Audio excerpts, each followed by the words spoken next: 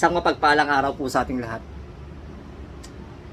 Unang-una, nagpapasalamat po ako sa Panginoon sa araw-araw na kalakasan, sa araw-araw na pagmomotivate sa akin para maibahagi ko yung kanyang mga salita na tunay na napakabuti ng Panginoon sa mga buhay natin. Kasi kala ko dati parang hindi ako papansinin, konti lang yung makikinig at titingin ng binabahagi ko galing sa Panginoon. Pero mali pala ako.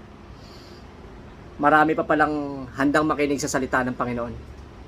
Kaya salamat po sa mga naging instrumento, sa mga nagfa-follow po sa akin, follow back. Salamat po.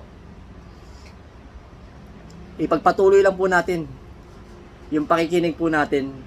Hindi natin mapapansin.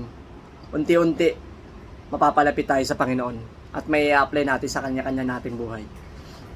Let's pray. Panginoon, salamat po sa araw na to. Salamat sa kaalaman, sa kalakasan na ibinibigay ninyo sa araw-araw. Salamat, Panginoon, kasi may mga taong handang makinig at makita kung gaano kakabuti sa mga buhay namin. Salamat sa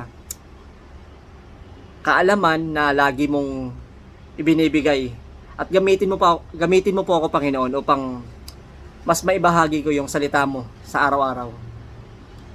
Mas maging masaya yung puso ng bawat isa sa pakikinig ng salita mo. Ito po ang samot dalangin sa pangalan ni Jesus. Amen. Yon, salamat po sa nagpa-follow at mga nagko-comment.